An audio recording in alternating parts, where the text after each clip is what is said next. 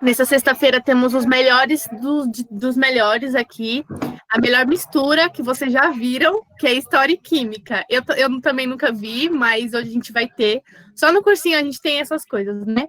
Então, é sobre petróleos e combustíveis fósseis, certo? Mira. Sim. Então é isso, gente. Atualidade é uma coisa que cai muito no Enem, vocês já estão cientes disso. Então aproveitem, deem o melhor de vocês, porque esses professores sempre dão o melhor. E aproveitem cada segundo, tirem todas as dúvidas, perguntem muito, enchem o saco mesmo. E é isso, gente. Aproveitem a aula. Obrigado, Mira. A gente sempre. A Mira é a professora que a gente pode chamar ela. No mesmo dia, ela vai dar aula no mesmo dia, sem problema nenhum. Então, perfeita, maravilhosa. Muito obrigada, Gina, também. E é isso, pessoal, estamos juntos. Bora, Aline, vai que é sua. Bora. Boa noite, gente. Júlio, tá me ouvindo? Tô ouvindo, Mira, eu tô preparando as coisas aqui, pode começar, fica à vontade. Não, beleza, é que eu tenho um vídeo ali, ele vai ficar sem som, será que... Depois eu explico, ele dá para entender, ele é ilustradinho, é porque a ver se você conseguia pelo YouTube, mas acho que pelo YouTube fica cortando. Pelo YouTube é complicado. Pelo YouTube é complicado, né? Gente, eu vou compartilhar aqui a tela, tá? Boa noite, meu nome é Aline Mira, todo mundo me conhece, eu acho que eu conheço todo mundo que tá aí online. Bom, eu recebi o convite pela Maristela e eu e o Júlio já tínhamos a ideia de fazer uma aula juntos, tá? E a primeira aula que eu dei foi sobre química orgânica, né? E a gente não tem como falar de química orgânica se a gente não falar de uma substância que tem muita relação em química e em outras disciplinas também, né? E essa substância que a gente vai falar é o petróleo. Então, quando eu tive essa ideia, né, de fazer aula falando de petróleo, eu só vim, assim, tipo, o Júlio para falar na parte que ele tem muita propriedade, né, essa parte histórica, para falar das questões aí que envolvem o petróleo. E a aula aí não é da Aline Mira, é do Júlio e da Aline, tá? Não foi eu que montei, não. Deixa eu compartilhar com vocês aqui, tá bom? Tá. Qualquer dúvida ou mandar... Né? Oi? Tá correndo da responsa. Lógico. Eu não consigo ver o chat, a hora que eu compartilho some para mim, tá? Se tiver pergunta, alguém depois me fala, ou abre o microfone e pergunta, tá bom? Eu vou tentar compartilhar aqui. Certo. Vou achar primeiro aí. Pergunta, tá? Eu vou pedir para vocês abrirem o microfone, né? Para quem quiser falar, claro. Qual é a primeira coisa que vem na cabeça de vocês quando eu falo petróleo? Na minha cabeça vem guerra. Guerra, dinheiro, o que mais? Combustível. Combustível. Escavação.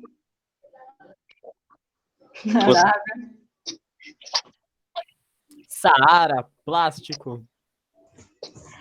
Boa. Então, assim, todas essas coisas que foram ditas, elas têm, assim, a ver com o petróleo. E eu vou pegar uma delas aí para continuar.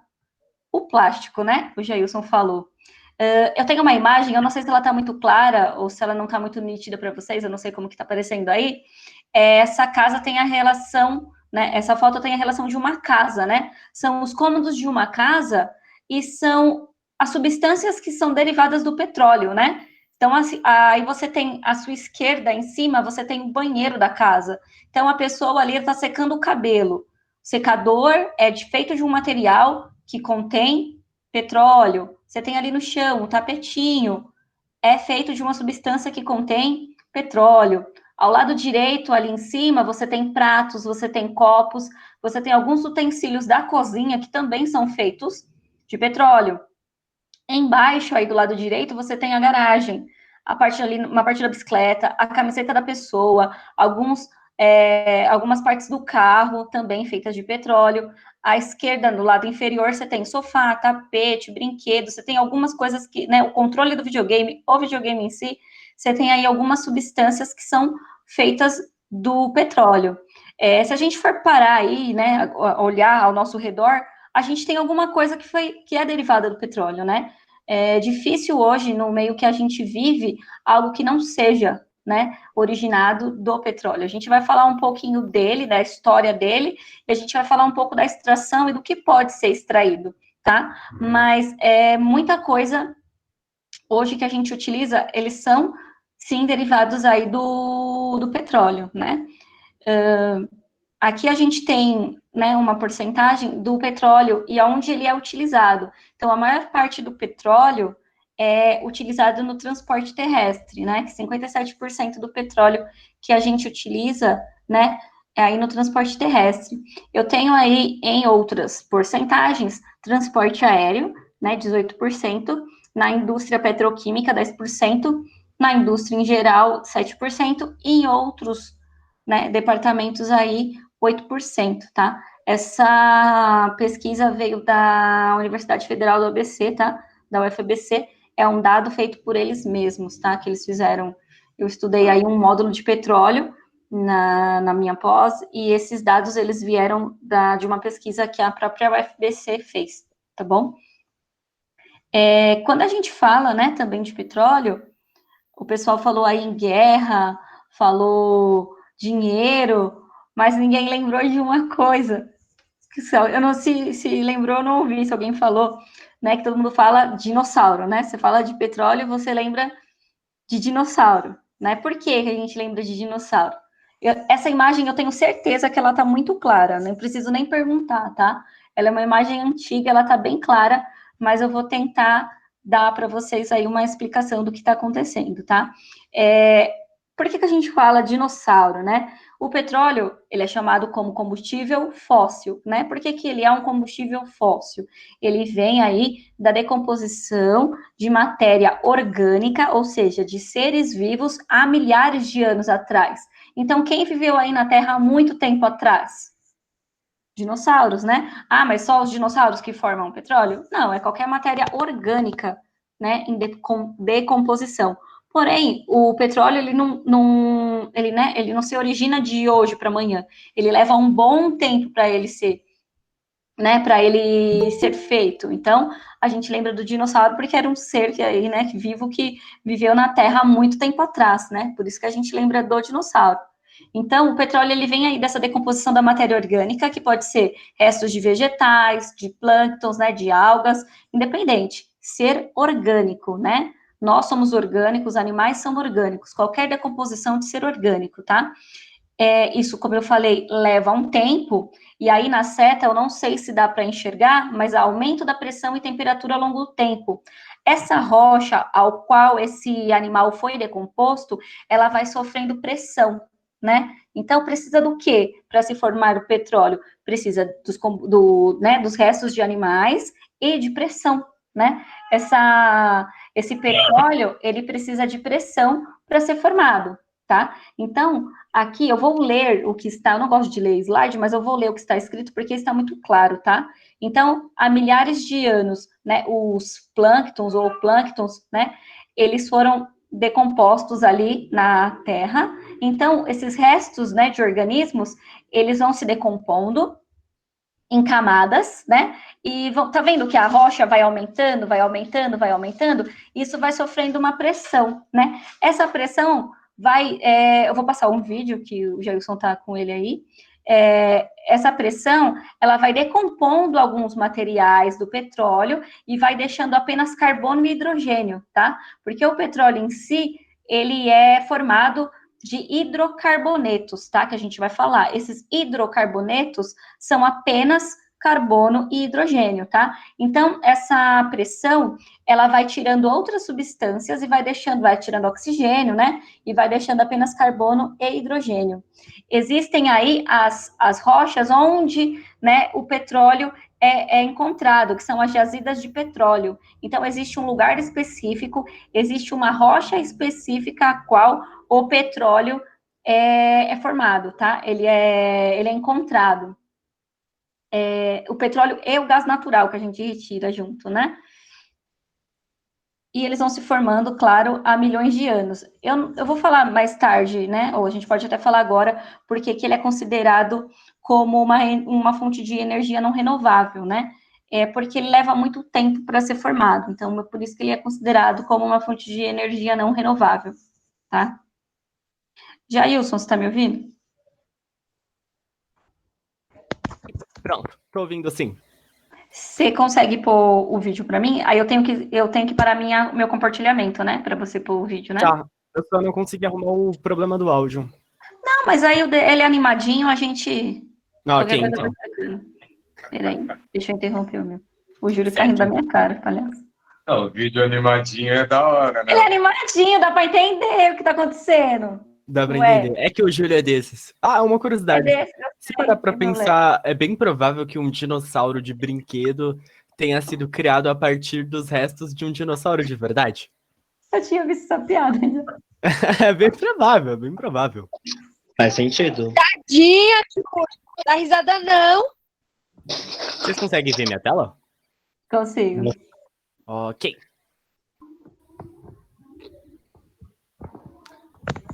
Para um sistema petrolífero se constituir, milhões de anos foram necessários. Primeiro, o material orgânico foi depositado em ambiente aquático, pobre em oxigênio, o que impediu a ação biodegradante das bactérias. As camadas mais antigas foram gradativamente soterradas pelas mais recentes e compactadas pelo peso das camadas superiores. Reações químicas no interior da rocha eliminaram os átomos de nitrogênio e o excesso de oxigênio, deixando somente as moléculas formadas a partir do carbono e do hidrogênio, compondo o querogênio. Ele irá gerar os hidrocarbonetos líquidos e gasosos que compõem a rocha geradora. O hidrocarboneto migra através de falhas ou camadas carreadoras que atravessam as rochas e funcionam como um caminho em direção à superfície da Terra. Durante o trajeto de sua migração, os hidrocarbonetos encontram uma camada denominada rocha capeadora, ou silo, que é impermeável e que impede que o fluido continue migrando para a superfície, sendo trapeado no espaço denominado rocha reservatório. A rocha reservatório é uma rocha porosa e permeável com grande capacidade de armazenamento. E é ali que o petróleo fica depositado. Show, hein, Jailson, sua narração aí. Foi estranho, porque eu tava ouvindo uma coisa e tava falando o que eu tava ouvindo, enquanto eu ainda tava ouvindo o que eu devia falar depois. Da hora. Curti sua narração aí. Ficou show de bola. Valeu. Deixa eu voltar, gente, para os slides. Peraí.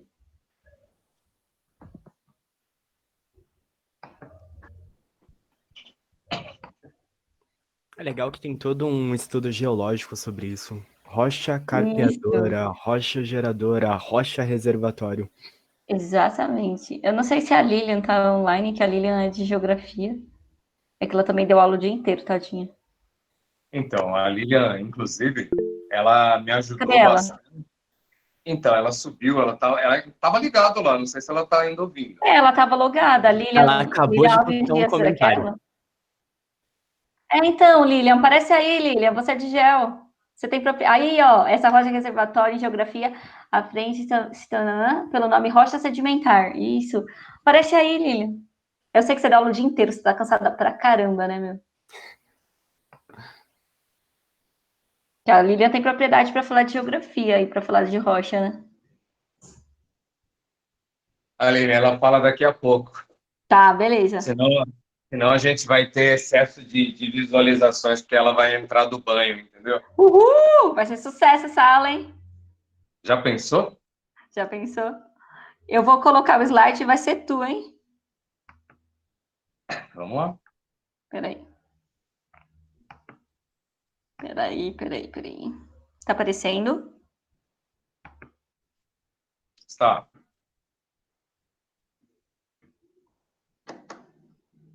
Apareceu? Apareceu. Aí. Opa. Beleza. Aline, eu só vou te pedir para você passar para mim, Eu porque então, eu fiz uma bagunça aqui, cara, eu não estou conseguindo acessar pelo computador, então eu estou só no celular, tá bom? Você quer que deixa nesse? Vai para frente? Você quer qual? Não, pode ir lá esse é o meu primeiro, não é? Esse é o seu primeiro. Exato. Gente, Beleza. é o seguinte, Historicamente falando sobre o petróleo, aqui a gente tem algumas coisas bastante significativas que são importantes aí de serem pensadas, né? A gente tem no canto esquerdo superior uma imagem do primeiro poço de petróleo que foi cavado nos Estados Unidos, na cidade de Tutsville, que fica na Pensilvânia. E daqui a pouco, quando ela mudar o slide, eu coloquei lá, tinha que ser nos Estados Unidos, que é exatamente para a gente entender, né?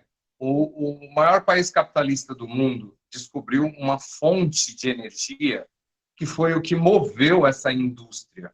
E aí, no canto direito superior, a gente tem um cara que ele é a encarnação disso tudo, o John Rockefeller.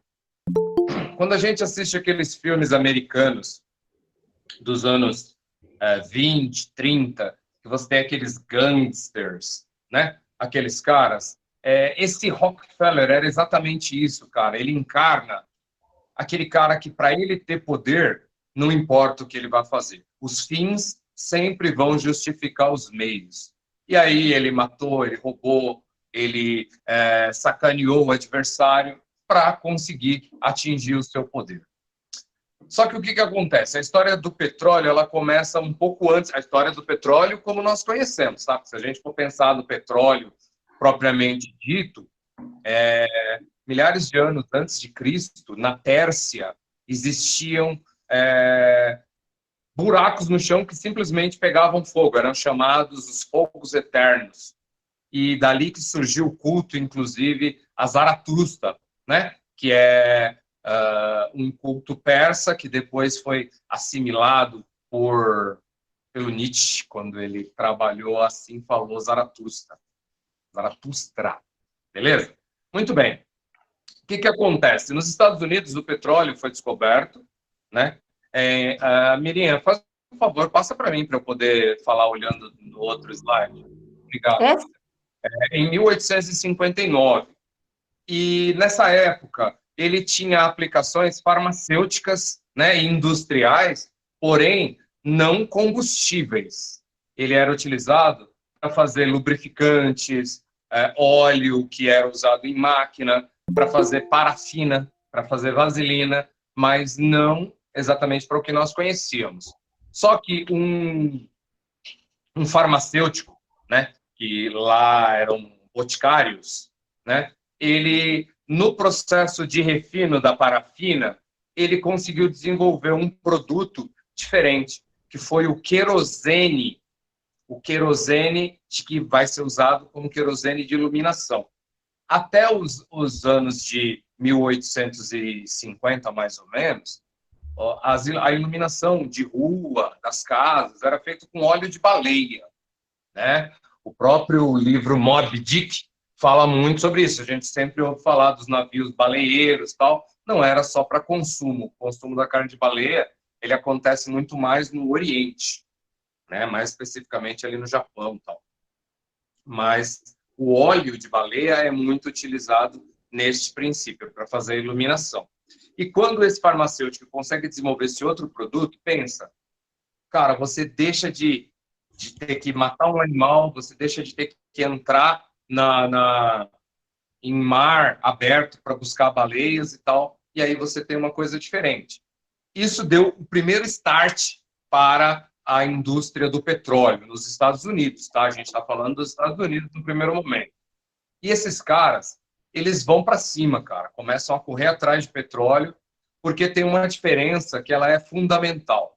Aqui no Brasil, se você hoje resolver abrir um buraquinho lá no seu quintal para enterrar o cocô do cachorro, né?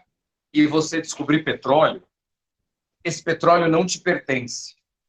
Porque, segundo a nossa legislação, tudo que está abaixo da superfície do solo pertence ao governo. Isso é muito interessante para o governo, que se você descobrir ouro, se você descobrir petróleo ou qualquer outro tipo de riqueza, você não tem direito sobre ela, né? Já nos Estados Unidos, não. Nos Estados Unidos, tudo que você descobrir lhe pertence, tá bom? Então, isso faz com que muitos americanos, entre eles o Rockefeller, aí, que a gente está falando, que aqui eu coloquei ele como gangster, investem na busca do petróleo, né? O Rockefeller ele foi um pouco além, porque quando você descobre o petróleo, você vai precisar de uma logística para acondicionar aquele petróleo, transportar aquele petróleo, refinar aquele petróleo, porque a gasolina, ela não é, a Mira vai explicar isso daqui a pouco para vocês, ela não é um produto, não é uma commodity, né? Não é um produto que sai exatamente da natureza. O petróleo é uma commodity, é um produto que é do jeito que ele sai da natureza, ele é vendido. Mas para fazer a gasolina, você precisa de petróleo. O som tá cortando Bem, um pouquinho. O que aconteceu, cara? Começaram a vamos vender. Oi? O Jailson? som. Aham, Falou falei. alguma coisa? O som Alguém? deu um pouco de interferência. Diferença no som. Vocês estão conseguindo me ouvir ou não? Agora dá para ouvir. Beleza. Tá bom. Vamos lá. Olha só. A indústria do petróleo, então, ela começa fazendo iluminação pública. Tá bom? Muito bem. Só que alguns anos depois, ali em 1857, se eu não me engano, um outro cara chamado Thomas Edison cria um produto que vai quebrar essa ideia. Qual foi o produto inventado por Thomas Edison? A lâmpada, né? Opa, eu ouvi. Quem foi que falou aí? Foi a Camille. O que foi, Camille? O que ele inventou? Hein, Camille? O que ele inventou? Oi. O que você disse que o Thomas Edison inventou? Oxe, não falei nada, não. Foi alguém tá que falou. bom. Foi a Mira? Foi a Mira? Tá bom. As vozes são parecidas. Mas aí eu lembrei que eu não podia falar e eu fiquei quieta. Não, mas tá tudo bem. Beleza. Thomas Edison é o inventor... Camila, Júlio. Eu confundi, meu amor. Me perdoa. Olha Na só. verdade, foi eu que confundi. Imagina. Então, peço desculpas. Vamos lá. O Thomas Edison, ele é o inventor do filamento que vai ficar conhecido como a lâmpada elétrica, tá? Então, pensa, você ter que extrair o petróleo, tal, a mesma proporção que a gente teve do óleo de baleia para a descoberta do petróleo, que fez com que a indústria investisse no petróleo, agora você tem o sentido inverso. É muito melhor investir em energia elétrica do que em petróleo para esse tipo de serviço. Então, pronto, a indústria do petróleo vai fazer água, vai deixar de existir. Né? Começamos a nos preocupar novamente. Tá bom. Aí aparece um outro cara que vai fazer uma coisa diferente, um cara chamado Henry Ford. Alguém sabe o que o Henry Ford inventou?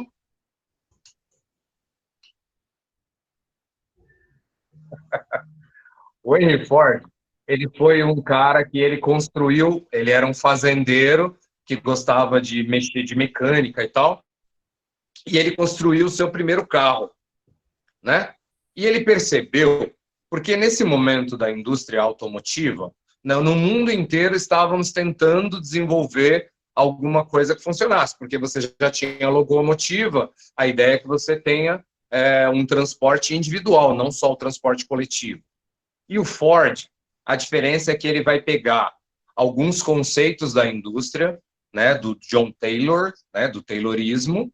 A gente falou disso tudo que eu estou falando agora, a gente falou lá na última aula sobre Revolução Industrial. E o Ford, ele transforma a indústria automotiva. Porque quando ele fez o carro dele, ficou muito legal, ele vendeu aquele carro e as pessoas começaram a se interessar por carro. Mas era muito difícil, porque o carro era um processo artesanal. O Ford, ele quebra essa ideia. Ele transforma o carro numa produção industrial usando o conceito do Taylor, que é pegar o ser humano e mecanizar a ideia do ser.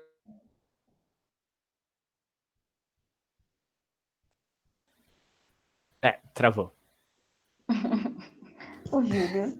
Sempre. Tá cortando. parou no mecanizar o ser humano. Sumiu. Ele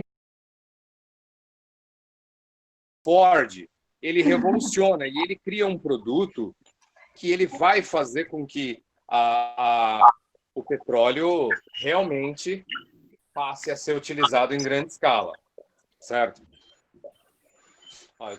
Estou voltando para minha tela.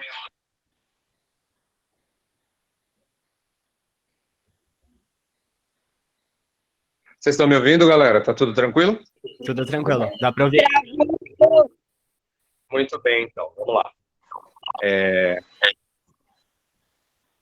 Com esse advento da indústria automobilística, o petróleo se torna a coisa mais interessante do mundo. E nos Estados Unidos, várias empresas surgem correndo atrás desse produto, que vai ser conhecido como ouro negro. E você tem na Europa alguns países que despontam na Revolução Industrial. Quais são os países? São dois. A Inglaterra e França, né? A Inglaterra e os Estados Unidos são os países que vão correr na frente nesse momento aí, né? Muito bem, e vamos correr no mundo inteiro atrás de petróleo, porque os Estados Unidos, eles descobriram rapidamente na América do Norte toda, então Estados Unidos e Canadá, e aí partiram para a busca do petróleo nas colônias inglesas, né, e levando essa tecnologia e se associando aos ingleses. Mira, faz uma gentileza, volta o slide para mim. Esse? Isso, obrigado. Aqui a gente tem duas coisas interessantes aí. No centro do slide, eu deixei uma tela que ela chama As 7 Irmãs do Petróleo. Essas 7 empresas, a primeira de cima lá, Standard Oil, né, é a que foi formada pelo John Rockefeller, né, que depois vai ser a Chevron e tal, vai investir. Chevron leva a Chevrolet, também vai ser uma das indústrias, né, de veículo, né? Então esses caras, essas indústrias, elas vão dominar no mundo inteiro. Quando você vê lá embaixo, do lado esquerdo, a BP, que é a Anglo-Persian, você pensa assim, mas tudo bem, aqui nós temos, então, algum país do Oriente Médio. Não, você não tem. Porque como a tecnologia do petróleo estava na mão dos americanos e dos ingleses, os outros países, eles se conformaram em serem fornecedores de commodity, que é o que nós somos hoje. O Brasil teve na resolução do petróleo brasileiro, ficou determinado que nós seríamos exportadores. Então, o Brasil é autossuficiente em petróleo, ele consegue extrair todo o petróleo que ele vai usar. Sim, mas ele não refina. Então, ele extrai o petróleo, vende o petróleo bruto e compra a gasolina. Mais ou menos como a gente fazia lá em 1560, quando a gente mandava para a Europa, para o Brasil, e comprava móveis para colocar nas casas da burguesia portuguesa que estava vindo para o Brasil. Só para a gente entender aí como que as coisas acontecem e não mudam, né? Nós continuamos agindo da mesma forma.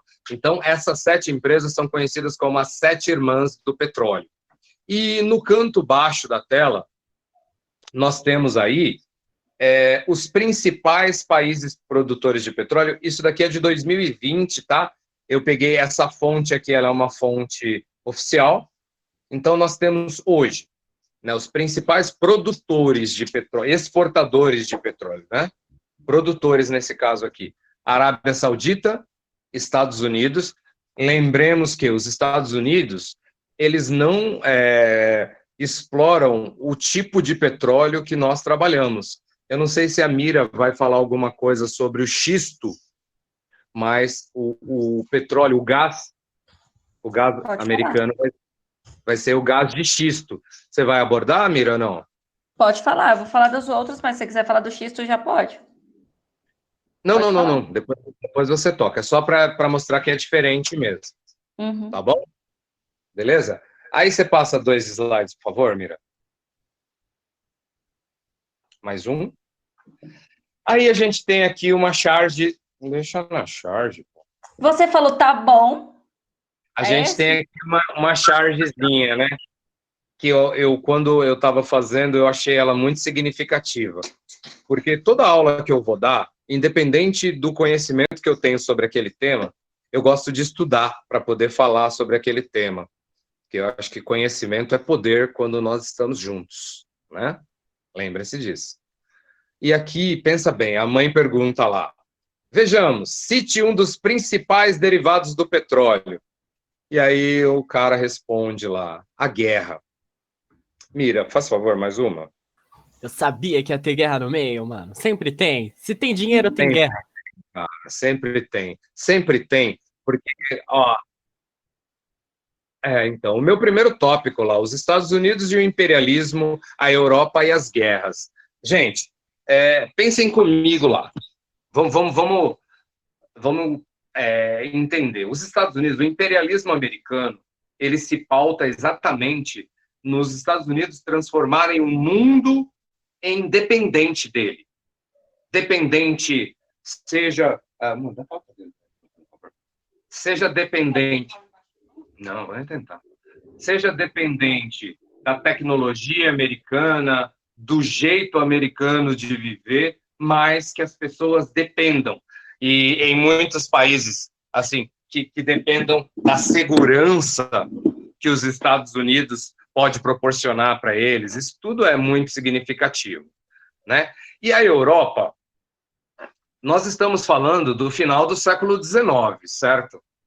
A gente está num período que é um período conhecido como a Belle Époque, na França, né? E o período vitoriano na Inglaterra. Esse é um período em que a Europa está vivendo o ápice. O dinheiro está dando certo, está bombando, tudo está dando muito certo. E esses caras, mano, eles começam a olhar ao redor e pensar como que eles vão manter aquilo. Porque uma vez que cresceu, beleza, nós temos indústrias, então essas indústrias vão precisar de petróleo para poder funcionar, precisar de gás para poder funcionar.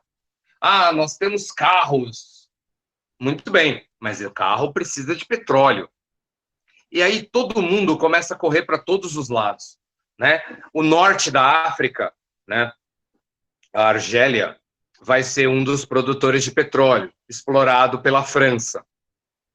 O Oriente Médio, né? A Arábia Saudita, por exemplo, quando perto do Iraque, né, na divisa com o Iraque, quando foram os primeiros poços de petróleo descobertos no Oriente, foi a França que fez. E esses países, aquelas 5 irmãs, aquelas 7 irmãs que eu falei para vocês, elas vão monopolizar. Aquilo ali é um cartel, né? O que é um cartel? Alguém sabe me dizer?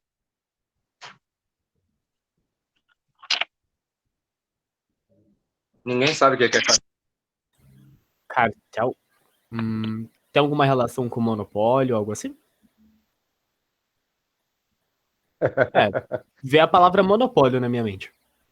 Monopólio. Um cartel são quando várias empresas que produzem o mesmo produto se juntam para controlar os preços daquele produto. Tá? Então, pensa comigo. Um monopólio coletivo? Um monopólio coletivo, entre aspas, né? Porque eles são os maiores produtores, cara. Então, por mais que os outros participem, só eles é que têm o grosso da coisa na mão. E aí é diferente, né? Então, aquelas 7 irmãs, elas formam um monopólio do petróleo e elas exploram no mundo inteiro. Muito bem. Aí a gente vai ter os problemas que a Europa vai enfrentar lá, né? A gente vai ter a Primeira Guerra Mundial. Na Primeira Guerra Mundial, por exemplo, o presidente da França, ele conta com o apoio americano no fornecimento de petróleo para que a França consiga êxito na Primeira Guerra Mundial. Senão, tinha sido muito pior a situação. Os países da Europa começam a ficar dependentes. Quando acaba a Primeira Guerra Mundial, a gente tem a mudança de configuração geopolítica. Então a gente tem os Estados Unidos bombando, pensa, os caras venderam para os dois lados da guerra, os caras exploraram petróleo no mundo inteiro, os caras têm este petróleo, então eles estão top, não há o que eles se preocuparem.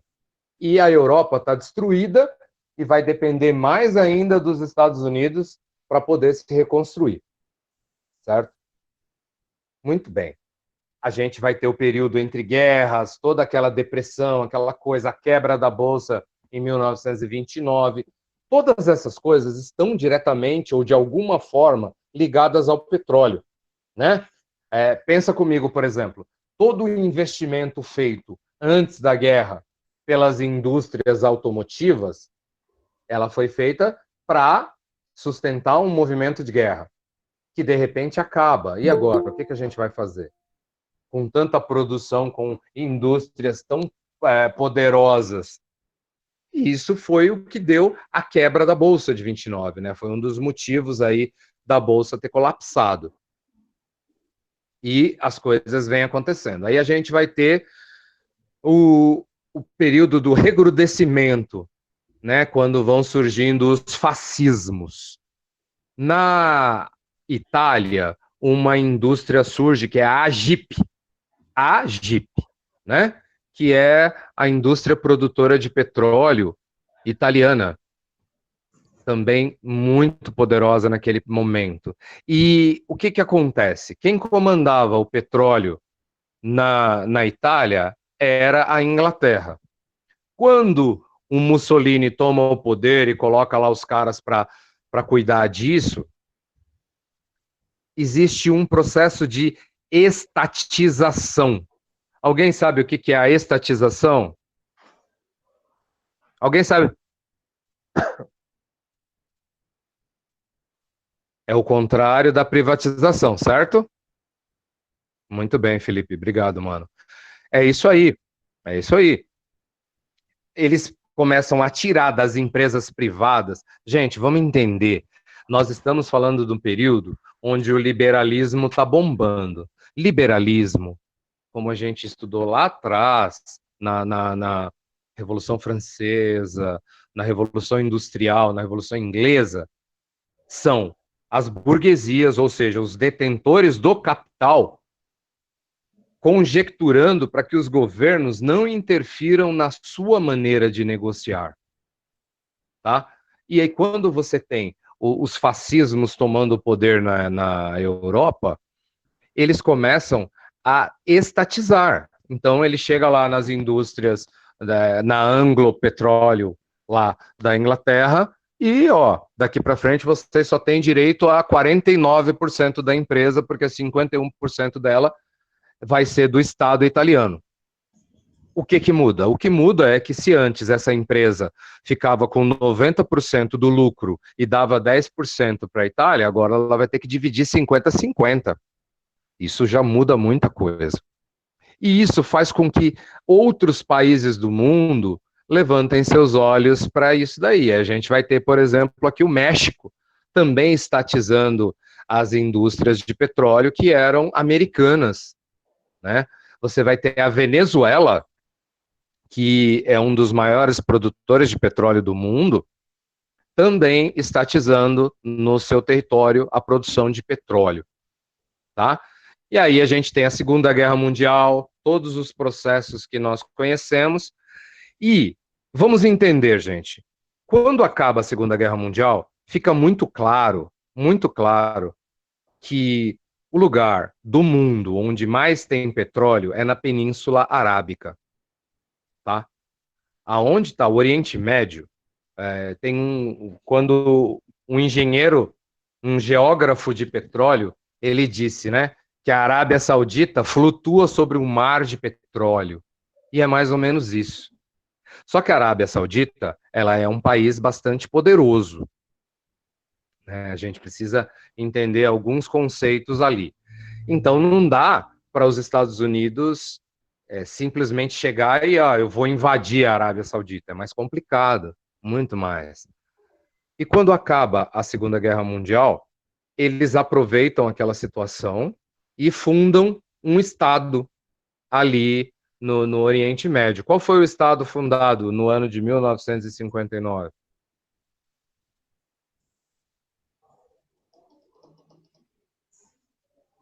Fala um de cada vez, gente, senão eu não vou entender.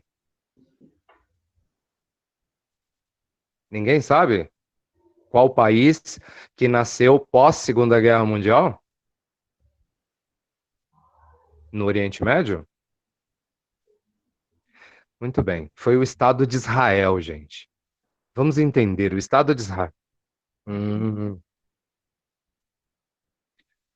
Então, a Palestina, ela tem tudo a ver, né? A gente vai falar daqui a pouco aí. Mas vamos entender o que isso significa, né? O Estado de Israel, ele está num ponto estratégico, cara, porque ele tem uma saída para o Mar Negro, ele tem uma posição que, se os Estados Unidos precisarem atacar alguém, como acontece um pouco mais adiante aí, ele está num ponto bom, então vamos formar o Estado de Israel. Isso desagradou grandemente os países árabes. Neste momento, a gente tem entre os países árabes um princípio que é do pan-arabianismo. Pan-arabianismo são todos os países árabes unidos em torno de uma política, tá? Que neste momento é uma política democrática dentro dos conceitos deles de democracia. Vamos respeitar isso, tudo bem?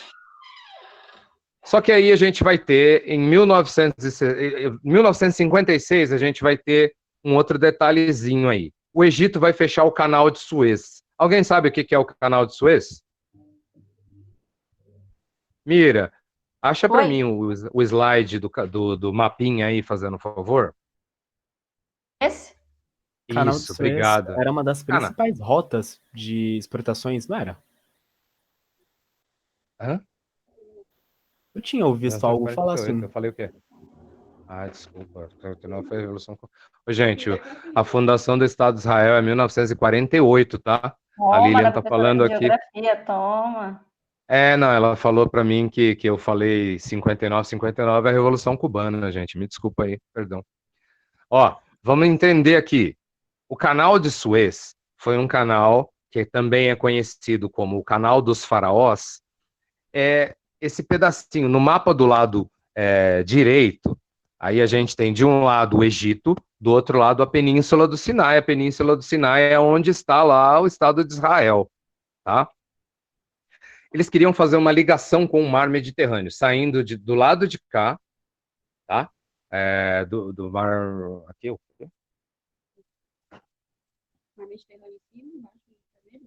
Mar Vermelho, né? O Oceano Índico, aqui na saída do Oceano Índico, né? Você vê no mapa ao lado lá, dá para você ver direitinho, né? Indo na direção da Europa. Porque pensa, ó, se você pegar o petróleo aqui em Mumbai, que fica na Índia, e você não sair do porto de Mumbai, der a volta lá embaixo, por baixo da África, você vai ter que rodar aproximadamente 20 mil milhas a mais. O custo disso é altíssimo. Então, a França, que era metrópole, né, nesse momento aí exercia uma grande influência nesse norte da África aí, ela vai construir o canal de Suez, que é uma passagem de navios por este lugar aí.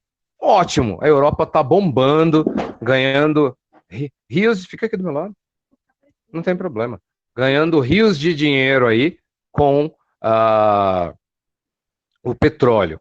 E esses países africanos, não, cara. O lugar que é explorado, ele ganha muito pouco. Ele ganha uma quirela, enquanto os países ricos que exploram levam embora. Vamos entender, gente, ó. O Brasil, olha a nossa situação, por exemplo. A gente exporta petróleo. O cara que leva o petróleo para lá, em primeiro lugar, ele vai atender o mercado interno. Então, alguns amigos aí, admiradores dos Estados Unidos da América, por exemplo, falam para mim, é um absurdo, porque um galão de gasolina nos Estados Unidos custa R$5, aproximadamente. Um galão corresponde a 3,5 litros, né? Legal, muito bem. Eles fazem isso porque eles compram petróleo a preço de banana, levam para lá, refinam e conseguem fazer um preço barato para o mercado interno. Agora, quando eles exportam no preço de mercado, que é muito mais alto. Tá? Por isso que essas coisas acontecem. Beleza? Volta lá para mim, Mira, antes lá fazendo um favor. Tá pro outro lado. Aí. Muito bem. Muito bem. Um detalhe interessante, professor, sobre o que você falou do preço de mercado e tal, acredito que isso também explica porque muitos produtos são baratos lá, mas quando vêm para cá se tornam tão caros assim. Além, é claro, da cotação do dólar. Tem uma série de coisas que influenciam aí, né, Gerson? A cotação do dólar, os impostos que são cobrados em cada um dos países, tudo isso daí pesa bastante, né? Mas no caso do petróleo, no nosso caso aqui, por exemplo, o Brasil é um país que ele não investe na sua indústria para ele se tornar um exportador. Então, nós somos exportadores de commodities, não de produtos finalizados. Então, eu já expliquei isso em sala de aula para vocês, né? A gente vende o café, o Brasil é o maior produtor de café do mundo. A gente vende o café para a Itália a preço de commodity, ou seja, barato. E a gente compra o Dolce Gusto lá, a cápsulazinha de fazer café, cada cápsula daquela o preço de uma saca de café, 50 quilos. Entende? É aí que está o X da questão. Por isso que a gente precisa entender o que a gente precisa por aqui. Tá? E aí é uma coisa importante da gente denotar, todos esses países que estatizaram as indústrias petrolíferas, eles sofreram com o fato de não terem técnicos para trabalharem nessas indústrias. Aqui a gente tem um outro detalhe importantíssimo. A gente está vivendo um movimento mundial chamado de Guerra Fria. Eu não sei se vocês já ouviram falar, né? E nesse conceito de Guerra Fria, vamos entender. Algum país, o México resolveu que ele vai estatizar suas indústrias. Tá bom. Aí as 7 irmãs viram e falam assim, tudo bem, você vai estatizar? Eu vou pegar os meus técnicos e vou levar embora para os Estados Unidos. Fica aí com a indústria aí, que quero ver quem é que vai fazer isso aí movimentar. E aí, a gente tem, do outro lado do hemisfério, a União Soviética, que é uma indústria que também investe em petróleo, que é um país que também investe em petróleo, na indústria petrolífera, e que começa a apoiar esses países que estão chutando os Estados Unidos de lá. Vocês percebem o efeito da Guerra Fria nessa história toda? Beleza? Muito bem. Quando o Egito fecha o canal de Suez, a França e a Inglaterra atacam o Egito. Só que quem tinha grande ascendência sobre o Egito eram as indústrias americanas. E aí os Estados Unidos mandaram Inglaterra e França recuar, e o Egito passou a cobrar um pedágio para que os navios por ali passassem. Deu certo. Isso é um problema seríssimo, porque aí todo mundo vai querer fazer alguma coisa. A gente vai ter, nos anos 60, no ano de 1960, a fundação da OPEP, Organização dos Países Exportadores de Petróleo, que é formado por 7 países árabes, mais a Venezuela. E, novamente, aqui a gente vai ter um processo de cartelização. Né? Todo mundo entendeu lá atrás o que é um cartel? Entendeu, pessoal? Sim, sim. A gente pega, por exemplo, um grupo muito poderoso com uma mercadoria em específica e esse grupo se junta. Exato. E aí pensa aqui, a gente está falando nos maiores produtores de petróleo do mundo. Esses caras decidiram o que eles iam fazer com o petróleo. Entendeu? E capitaneados pelo Nasser, do Egito, e eu não vou lembrar o nome do cara, da Venezuela, cara, que era o cara muito influente nessa época aí, que foi os caras que fizeram a diferença, tá? Quando chega em 1967, a gente vai ter a Guerra dos 6 Dias. O que acontece, gente? Vamos entender. Os Estados Árabes, eles não curtiam a ideia do Estado de Israel estar ali. Até porque milhares de palestinos que são árabes, tá? Nem todo palestino é árabe, mas milhares de palestinos que são árabes, eles foram expulsos, eles perderam território para que o Estado de Israel seja formado, né? E aí se juntam Egito, Síria, Cisjordânia. Não, é Jordânia, não é Cisjordânia, tá?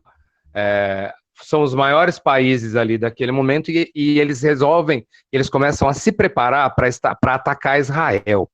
Só que na Guerra dos 6 Dias acontece um processo inverso, né? Você tem os espiões americanos, ingleses e do Mossad israelense notando esse movimento de guerra, esses países se armando para isso. E Israel ataca a frota de aviões egípcia ainda em terra. Outro dia eu ouvi a explicação de um amigo meu, muito legal, que é pastor evangélico, e ele me contou como que Deus agiu nessa guerra em favor de Israel, né? E eu falei para ele, bom, no meu ponto de vista, Deus agiu através da CIA, né? E de todos os aviões militares que os Estados Unidos mandaram para Israel, que sobrevoaram e atacaram a frota egípcia ainda no chão. E aí, se você não vai ter ataque aéreo por parte do seu inimigo e você tem potência aérea, vai ficar muito mais fácil de você resolver. Israel resolveu essa guerra em 6 dias. Tá bom? Muito bem. Isso aumentou a fúria dos árabes e aí a gente vai ter uma mudança estratégica e política naqueles países. O que era o pan-arabismo, que é a gente unido de maneira democrática, tentando fazer uma coisa diferente, vai virar o pan-islamismo. Alguém consegue me dizer qual seria a diferença do pan-arabismo para o pan-islamismo? Eu já tendo explicado o que é o arabismo? Você falou justamente da ideia de juntar no pan-arabismo, a gente tinha políticas arábias juntas. Então, o pan-islamismo seria juntar a comunidade com políticas islãs. Então, e o que é uma política islâmica? Eu lembro sobre Alá, lembro um pouco sobre intolerância religiosa. Exatamente, cara. A gente E está falando... na minha cabeça não vem ideia de democracia. Exato. Você vai ter uma teocracia, né, que é um país governado por uma religião. E nesse caso a gente está falando de um grupo de países governados por uma religião. Então Alá. a gente vai...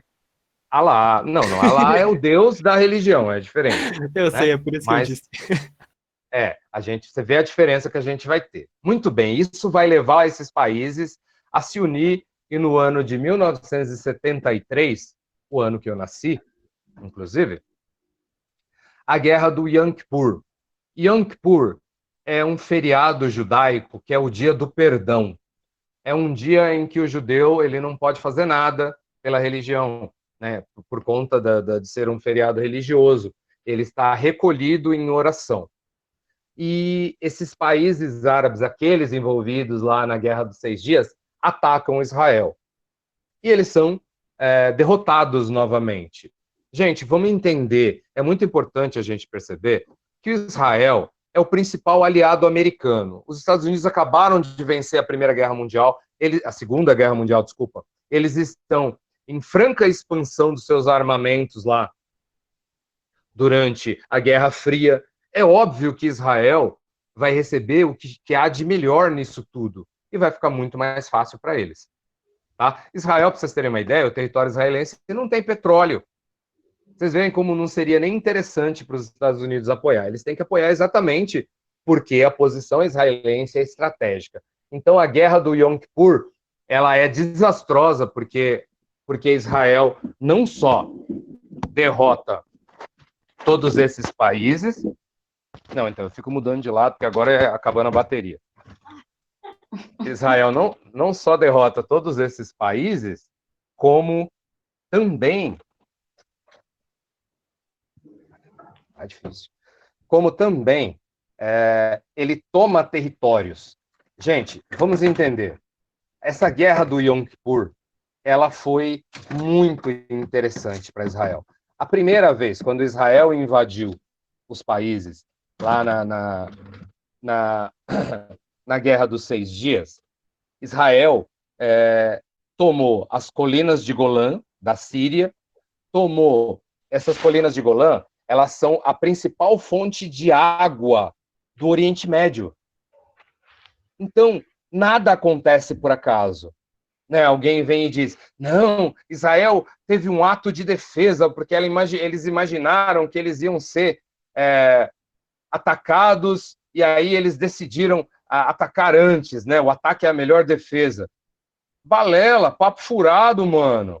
Os caras estão atrás de fonte de água, é outra coisa, né? Território. Até já tem vários historiadores, inclusive historiadores israelenses, que falam sobre a busca de território de Israel nesse período. E quando ele faz essa guerra, inclusive, ele toma boa parte dos territórios judaicos que ele transforma, dos territórios palestinos que ele transforma em assentamentos judaicos, que até hoje são fonte das brigas que a gente vive falando desses caras aí, 1973, tá? A OPEP, aquele grupo de países árabes lá, ficou muito puta com essa derrota de Israel e principalmente com o apoio americano a Israel. Por isso que Israel ganhou a guerra. E aí, o que eles fazem? Eles aumentam o preço do petróleo em 400%. Você imagina que você vai lá comprar o geladinho hoje, você paga R$1 no geladinho, e amanhã você chega lá para comprar o geladinho, ele custa R$400. Foi isso que aconteceu da noite para o dia, certo? Isso é considerada a primeira crise do petróleo, tá? E várias delas vão acontecer ali nos anos 70. E as coisas vão transcorrendo. Muito bem. Quando chega no ano de 1991, a gente tem a invasão do Kuwait. Eu vou voltar só um pouquinho antes ali. No final dos anos 70, acontecem vários golpes de Estado no Oriente Médio. Então você tem na Síria, por exemplo, um cara chamado Muammar Gaddafi, que toma o poder. Você tem no Iraque um cara que também é conhecido de vocês, o Gaddafi, vocês podem não se lembrar muito, mas a gente já falou muito dele. O Saddam Hussein toma o poder no Iraque. Esses caras, eles são anti-americanos. O sentimento anti-americano deles é muito resistente, eles são militares, tá? Isso acirra muito a situação americana. Os americanos, eles se apoiam única e exclusivamente na Arábia Saudita, porque eles fazem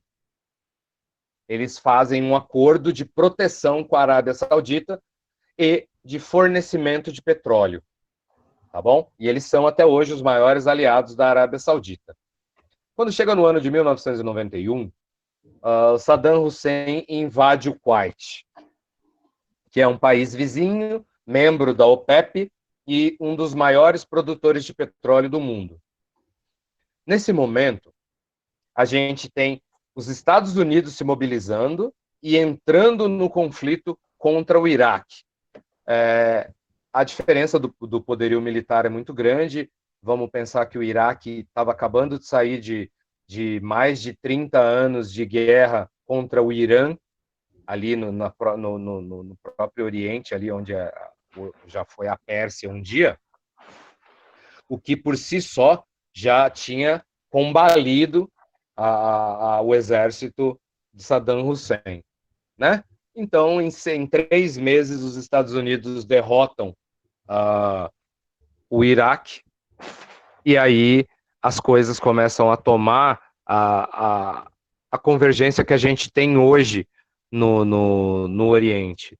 Né? Um pouco mais para frente, você vai ter uma nova entrada no Iraque dos Estados Unidos atrás de possíveis armas de destruição em massa, e que hoje é muito claro isso, que a única intenção americana era tomar o poder e tomar a indústria de petróleo iraquiana, porque os Estados Unidos, a gente vai ter no ano de 2001 um atentado terrorista, é isso? Temos algum atentado terrorista? Alguém já ouviu falar do Osama? Pô, velho. Quais são Pois os é. caras ali, os gêmeos lá, né, pô?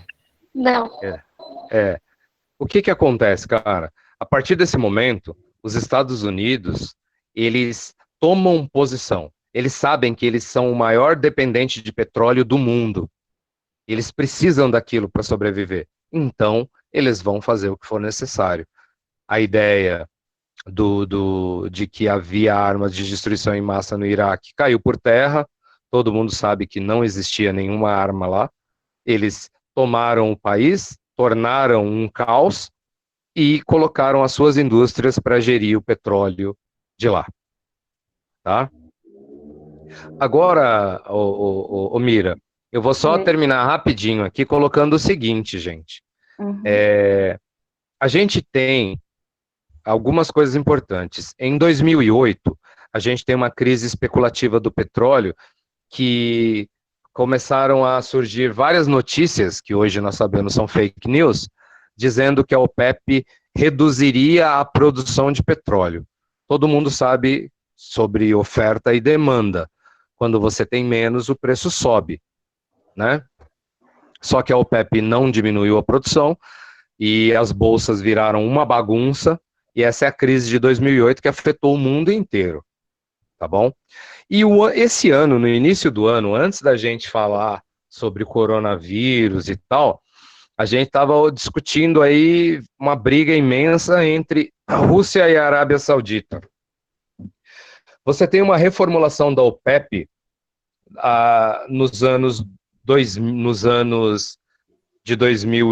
na década de 2010, 2020. Neste período, outros países produtores de petróleo entram para a OPEP. Este país ao qual vocês habitam não quis entrar, porque ele achou que se apoiar nos Estados Unidos como comprador de petróleo seria melhor do que fazer parte de uma organização do tamanho da OPEP. Vai entender essa gente, né? Muito bem. Mas a Rússia entrou. E a Rússia, ela entrou numa guerra comercial com... Amor, liga pra Letícia, fala que eu tô dando mal. Ela entrou numa guerra comercial gigantesca com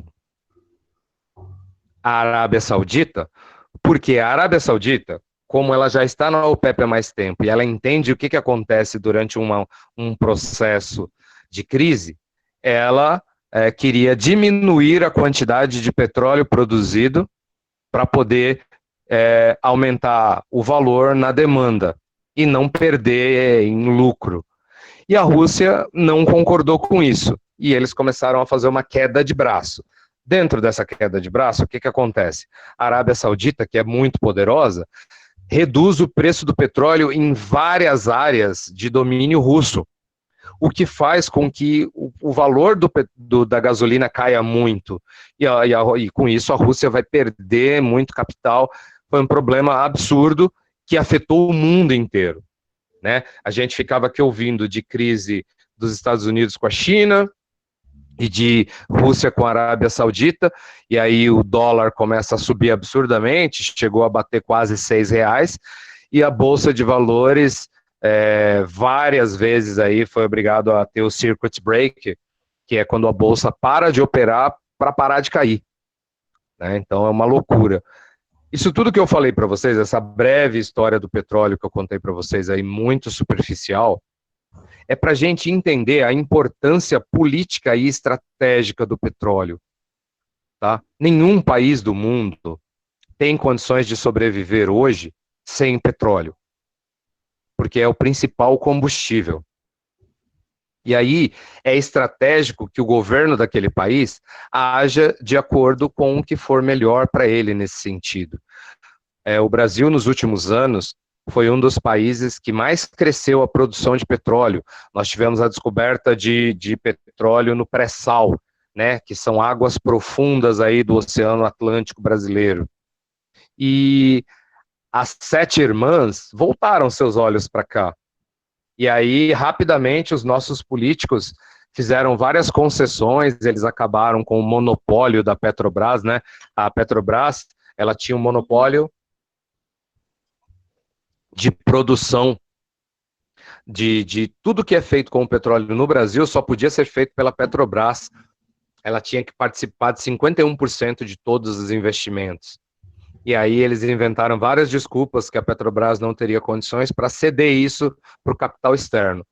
E essa cessão, ela sempre acontece com prejuízo para os países. Porque quando a gente ouve falar, mas a cidade de Campos, a Bacia de Campos é uma das maiores produtoras de petróleo do Brasil, no Rio de Janeiro. A cidade de Campos, ela recebe muita grana de royalty do petróleo. Pois é, mas é uma grana que ela é muito para uma cidadezinha pequenininha, né? É você pensar uma pizza para Aline Mira. Ah, é muita coisa, é muita coisa. É muita coisa, porque a Aline é miudinha, entendeu? Mas se você pensar num país inteiro, isso não tem efeito nenhum. Então, no nosso caso, o petróleo, que talvez pudesse ser uma grande fonte de renda para o Brasil, ele foi colocado em leilão, né? Isso é muito louco. Durante os últimos governos do PT, por exemplo, houve uma sugestão de que os lucros do pré-sal fossem utilizados em educação. Qual que é a ideia disso? A ideia disso é que a gente possa, por exemplo, quando nós fizermos refinarias no Brasil, que a gente tenha técnicos para operar, porque hoje a gente não tem mão de obra qualificada. Então, quando a gente pensa em investimento em educação, a gente pensa em qualificar a mão de obra para que ela possa fazer a diferença na produção. Para que nós nos tornemos potências exportadoras de produtos industrializados, nós precisamos de mão de obra qualificada, tá bom? Mira, vai lá, eu tô aqui para ir quando precisar. A Lilian tá por aí? Uhum. Eu vou voltar lá na rocha, que ela gostaria de falar, vou voltar lá nas jazidas. Tá, vem cá que ela vai falar. Vem cá, amor. Vem cá. Não, vem aqui que ela vai falar.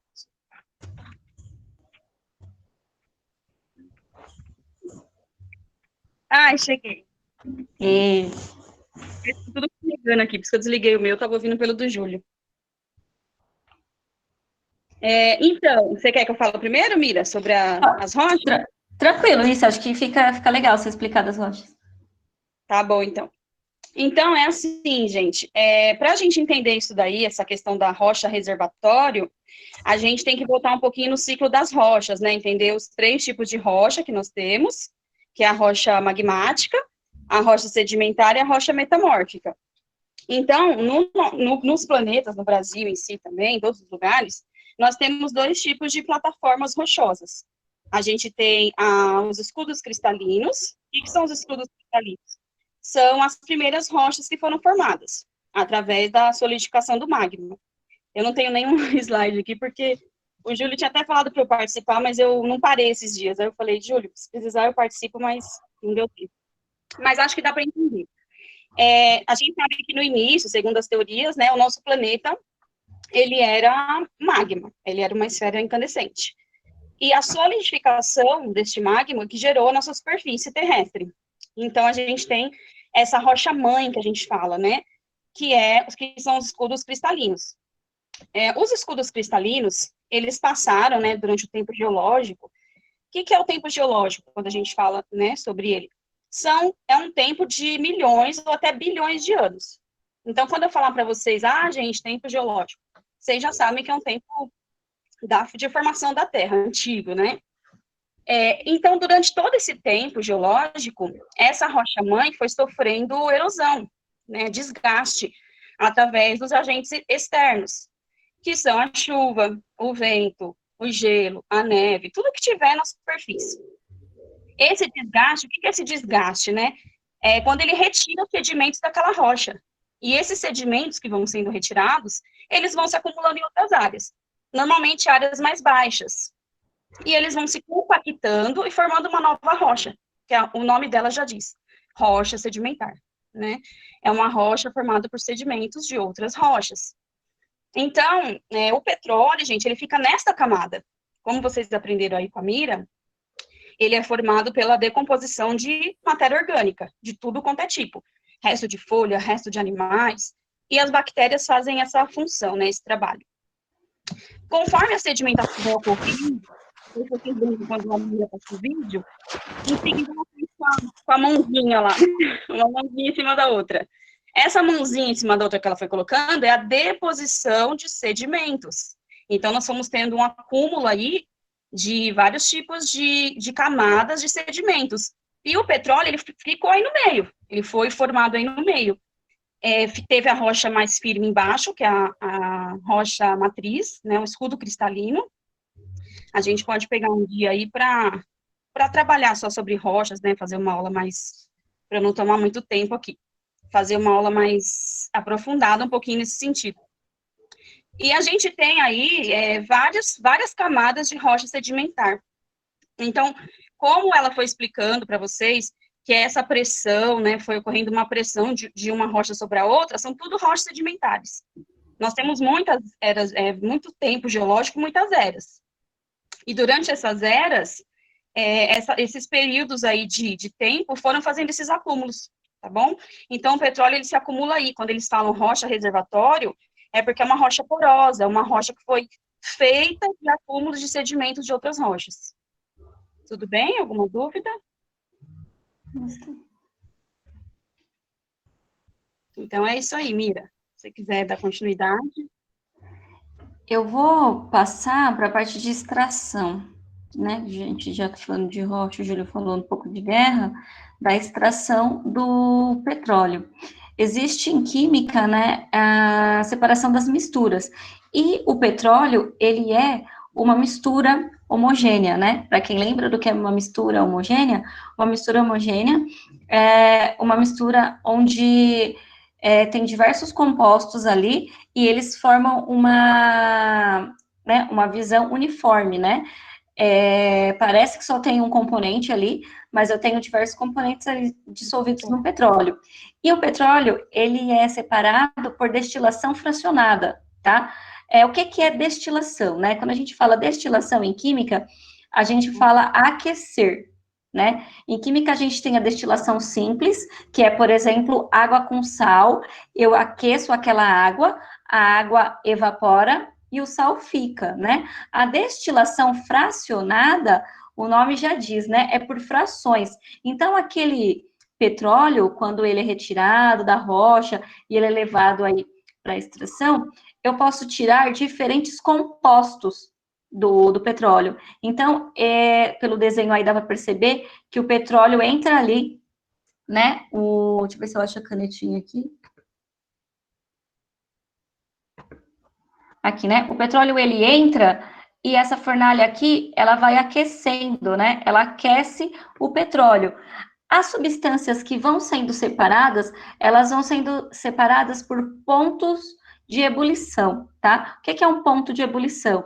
É o momento que a substância passa do líquido para o gasoso. Então, vai aquecendo, e eu vou retirando as substâncias, tá? Então, isso aqui aquece e vem daqui, tá?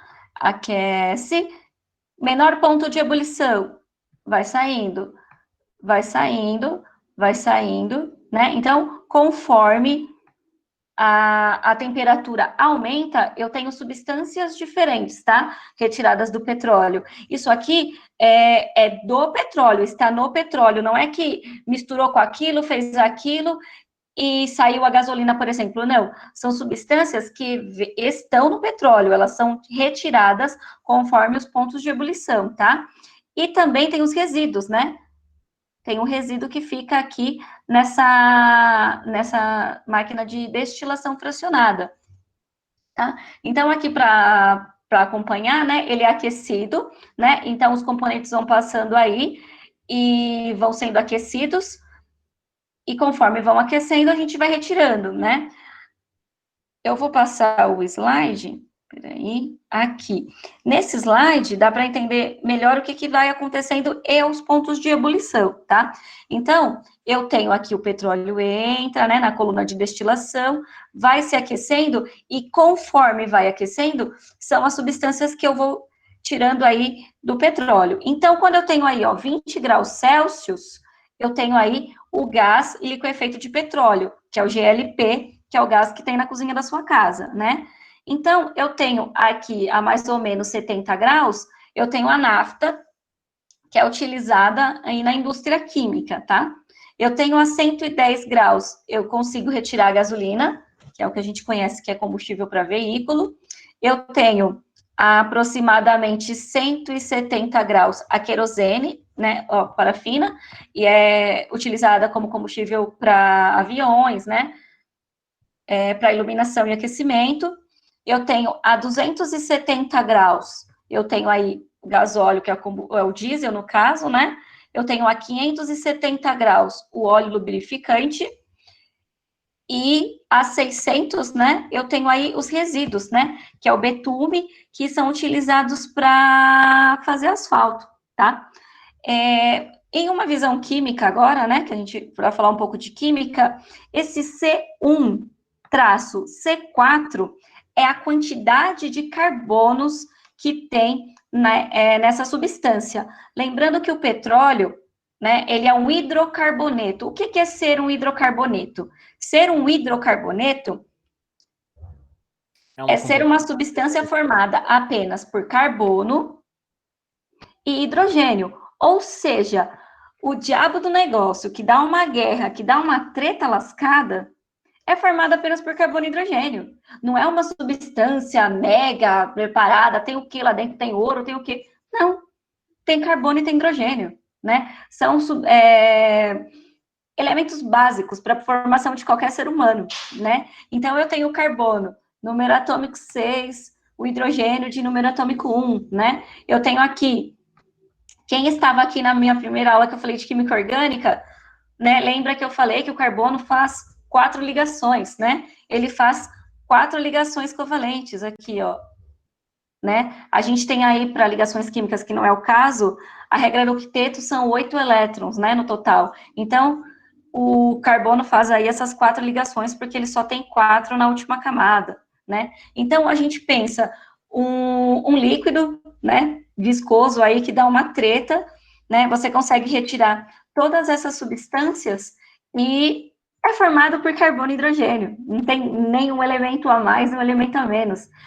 É teoricamente uma substância simples, né? Ao olhar químico, né? Que a gente tem N substâncias muito mais complexas, porém, dá toda essa questão aí que leva história aí, né? Dá assunto aí por essas questões aí, né? De guerra, essas questões aí de ambição, né?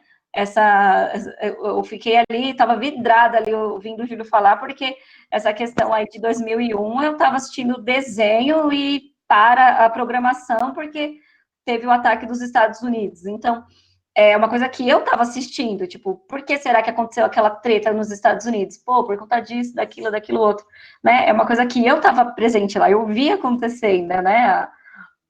O ataque, né? E a gente, nossa, o que tem nesse petróleo? Gente, carbono e hidrogênio, tá? Não tem nada além disso.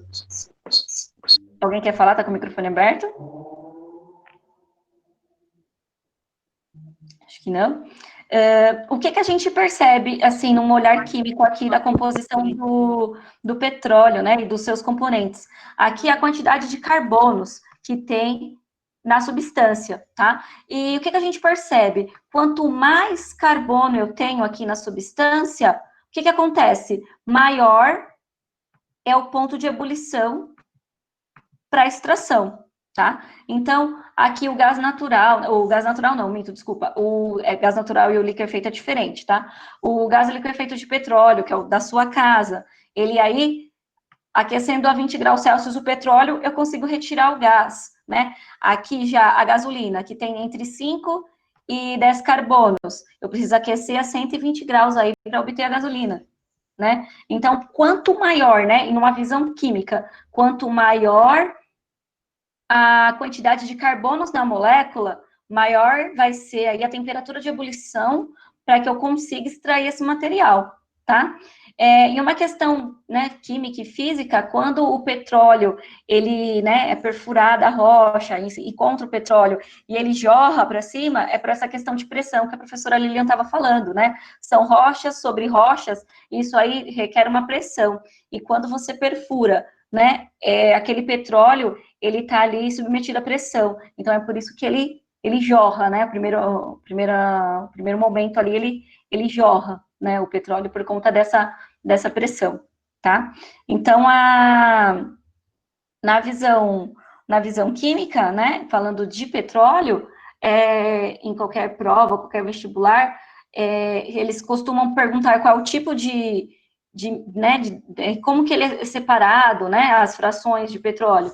É feito por destilação fracionada, o próprio nome já diz, e quais são os materiais. Então, eu tenho esses materiais que são retirados do petróleo aqui, né, e uma visão química, que infelizmente, eu não peguei nenhum exercício, mas se vocês quiserem qualquer coisa, eu jogo lá no grupo, eu nem tchum, né, e, assim, conforme aumenta a quantidade de carbonos, maior será a temperatura de ebulição para eu conseguir extrair, tá, esse petróleo. Lembrando que tem carbono, né, não é só carbono, mas aqui tem carbono e hidrogênio, tá? Essas ligações aí fica para uma próxima aula de química aí, quando a gente for dar nome para os compostos orgânicos, tá?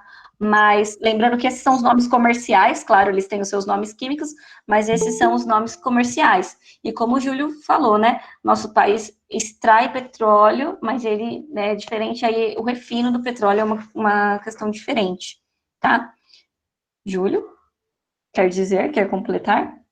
Aline. Oi? É legal a gente esclarecer Ixi, tá dando... Que os alunos confundem muito a questão do gás, né? Sim. Porque o gás de cozinha, o GLP, né, gás liquefeito do petróleo, ele é uma fração do petróleo, né? Uma Isso. parte. Mas o pessoal confunde com gás natural, às vezes, é uma confusão que os alunos fazem. Porque o gás natural, ele também é um combustível encontrado, né, nas camadas profundas das rochas. Mas ele não é uma parte do petróleo. Então, é legal deixar isso claro aí para dizer. O gás natural, que é o gás veicular, ou até gases utilizados, né? Isso. Não é o mesmo do gás do petróleo. Não é a mesma coisa, gente. O gás natural, ele também é encontrado, né, nas camadas rochosas, mas ele é diferente do GLP de cozinha. Isso. Só digo porque, normalmente, sempre que eu vou falar de petróleo, eles fazem essa... Tem essa confusão mesmo. Eu falando gás natural... Opa, não, natural não, é o GLP. É, o GLP, o gás liquefeito do petróleo, né? A pessoa não sabe o que é o GLP. E aí eu queria te falar outra coisa. Eu estava vendo, outro dia eu não entendo muito de química, né? É grego, meio grego para mim. Mas eu estava vendo um professor falando que os alunos costumam perguntar, né? Qual que é a fórmula do petróleo? Que não existe, né? Uma fórmula, porque ele é uma mistura. E em cada local é de um jeito. Sim. Então não existe a fórmula do petróleo, né? Não existe a fórmula do petróleo, porque, igual você falou, é uma mistura. Por exemplo, se eu falar assim, gente, vamos fazer aqui uma água com sal, né? Eu pego, só que eu não falo a quantidade que a gente vai usar. Faz uma água com sal para mim, Lilian. Você coloca uma quantidade de água que você acha necessária e uma quantidade de sal que você acha necessária. Jailson, faz para mim aí uma água com sal. Jailson pega a quantidade de água que ele acha necessário e coloca a quantidade de sal que ele coloca.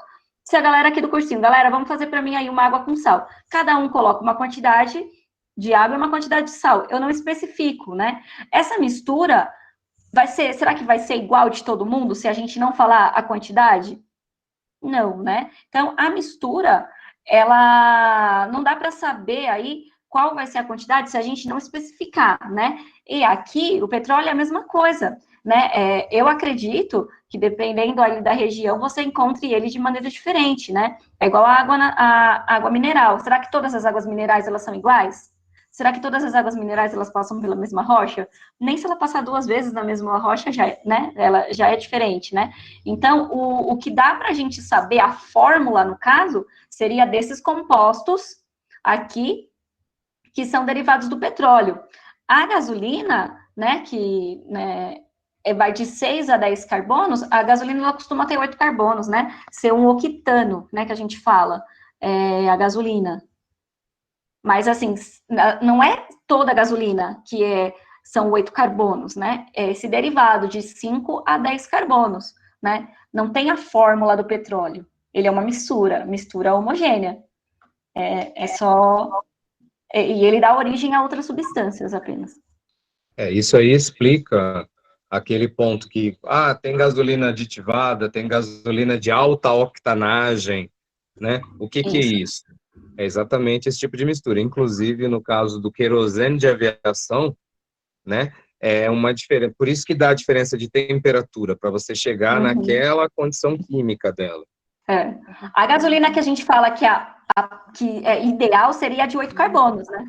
Uhum.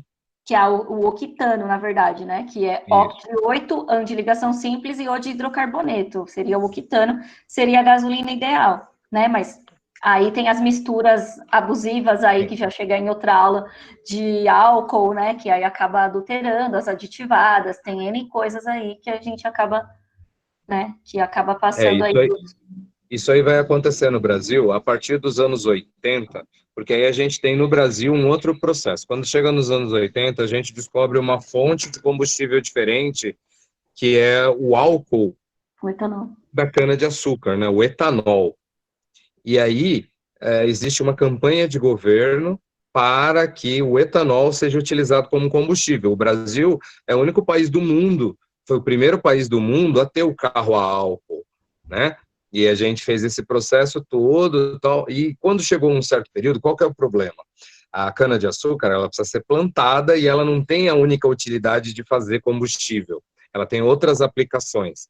Então, você tem entre safras, você tem vários problemas que levam ao uso da cana e o não uso dela. Então, quando a gente teve o petróleo, o álcool sobrando muito, quando você teve baixa no preço do petróleo, porque se o álcool e o petróleo estão baixos, as pessoas preferem usar gasolina, porque o funcionamento do carro é melhor na gasolina, o combustível gasolina, ele, pelas propriedades que ele tem, ele acaba sendo mais lubrificante, então ele aumenta a vida útil do motor e tudo, né? Então é diferente.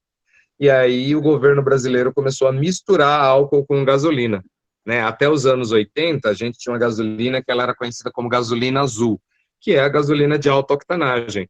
Os carros funcionavam muito melhor e gastavam muito menos por conta disso. A gente dá assunto aqui até meia-noite, né? Porque a gente pode falar dos combustíveis fósseis e falar do alto teor de poluição, né? Da contribuição para o aquecimento global, o efeito estufa, enfim. E do outro lado a gente tem o etanol, né? Que é aí perto da gasolina, é um combustível limpo, né? Porém, entra aí as questões da gasolina valer mais a pena por ser, né? No caso, o que o Júlio falou, lubrifica mais o motor, né? O carro desenvolve melhor com a gasolina do que com a álcool, né? Então, a gente tem essas questões também. Como os derivados aqui, né, do petróleo, eles têm carbono, muitos, ao queimar, né, na combustão, eles liberam metano e CO2, né? São, né, o CH4 e o CO2, que é o dióxido de carbono, gás carbônico, que são altamente poluentes, né, que a gente pode depois falar disso num outro momento. E o monóxido de carbono, que é aquele que sai diretamente do motor do carro, né, que é altamente venenoso, né, ele compete junto com o oxigênio que passa do nosso corpo, por isso que a gente fica sem ar quando fica atrás do escapamento de um carro, né, e esses combustíveis fósseis, eles são altamente poluentes, né, então houve depois aí outras tretas aí, né, a história explicando aí, houveram aí outras tretas nessas questões de poluição, né, aí se houve aí a necessidade de cuidar do planeta, né, e tantas outras coisas, e aí vieram as tretas aí entre os produtores de petróleo, entre a galera verde, aí dá uma treta nervosa aí também. Júlio caiu, Júlio? Tem questão também, Aline, que a gente tem que falar, que o petróleo ele é um recurso não renovável, né? O que é um recurso não renovável? A gente chama de renovável aqueles que são naturalmente renovados, mas que têm uma capacidade de renovação maior do que a utilização do ser humano. O petróleo, ele se faz naturalmente, sim, só que ele leva milhões de anos para ser feito, então a gente vai chamar isso de um recurso não renovável. Não dá para falar assim, pode usar, porque a natureza vai fazer mais, daqui 2 anos tem mais, não é assim. Uhum. E a gente sabe que uma hora vai acabar. Então, eles vão ter que, já existem, claro, né, vários outros meios de combustíveis. Ele é um combustível bom, ele é um combustível mais eficiente, mas, na verdade, o combustível mais eficiente é aquele que te serve e que seja eficiente, que não polua, né? Então, a gente sabe que o futuro é o não petróleo. Uma hora isso vai mudar, né? E aí os países que dependem disso, que nem a Venezuela mesmo, se a gente for entrar, que nem o Júlio falou, tem muito assunto, não dá para, né, falar tudo. Mas a Venezuela está numa crise gigantesca, por quê? Porque a renda dela, ela dependia totalmente, quase que do petróleo. Ela é uma enorme produtora de petróleo, ela participa da OPEP, só que conforme os preços caíram, né, porque agora que nem nós temos várias outras fontes alternativas, o gás natural vem crescendo muito, veicular, nós já temos carros elétricos, né, e é uma crescente, então a gente sabe que uma hora a casa vai cair para esses países que eles vêm investindo já em industrialização, em outras questões, porque a gente sabe que o petróleo vai acabar, já secaram várias jazidas, eles vivem se matando. Finito, né? Ele vai acabar, ele é chamado de não renovável. Gente, é assunto até não querer mais. Dá uma boa... a gente marca uma outra aula agora para falar desde a Eco 92 para cá, que foi quando começaram a ter ideias diferentes em relação aos recursos naturais e tal. E aí a gente fala de novo. Não, tá aqui. Apareceu a menina, sabe? É que ela tirou o computador. Eu tirei. Posso fazer um encerramento? Pode. Beleza? Posso? Nossa, adorei essa aula. Também adorei, foi incrível. Ó, mó contexto histórico, dava para pegar uma pipoquinha aqui e ficar comendo. Aprendi um pouco mais de química também. As moléculas, quantos átomos de carbono a gente tem em cada molécula, essas moléculas que são aí advindas do petróleo. O petróleo é uma coisa bem complexa. E é engraçado pensar, né, no hidrocarboneto. Você tem hidrogênio, carbono e as pessoas morrendo por conta disso. É engraçado pensar que a gente tá morrendo. Você tem o elemento mais simples, cara, da tabela periódica no meio da treta. Você tem o hidrogênio, que tem um próton. Verdade, verdade. Esse foi o nosso começo de fim de semana aqui no Cursinho Popular Nelson Mandela. Professores, muito obrigado pela colaboração. A gente teve aqui a Aline Mira, o Júlio. Foi uma dupla muito bem dinâmica, mas a gente teve um trio por causa da Lilian. A gente teve um trio dinâmico. Os três mosqueteiro e mosqueteiras, ou mosqueteiras e mosqueteiro. Foi extremamente divertido, aprendi muito com vocês. E a todo mundo que assistiu, muito obrigado pela presença. Daqui a alguns dias a gente tem muito mais. Valeu, pessoal. Muito obrigado aí. Até a próxima. Show de bola. Duas mulheres incríveis, inteligentíssimas. Um baita orgulho participar disso aí. E sabe Valeu, por que é um gente. orgulho? Porque conhecimento é poder quando estamos juntos. Quando estamos juntos. É isso aí, Gerson. Tchau, gente.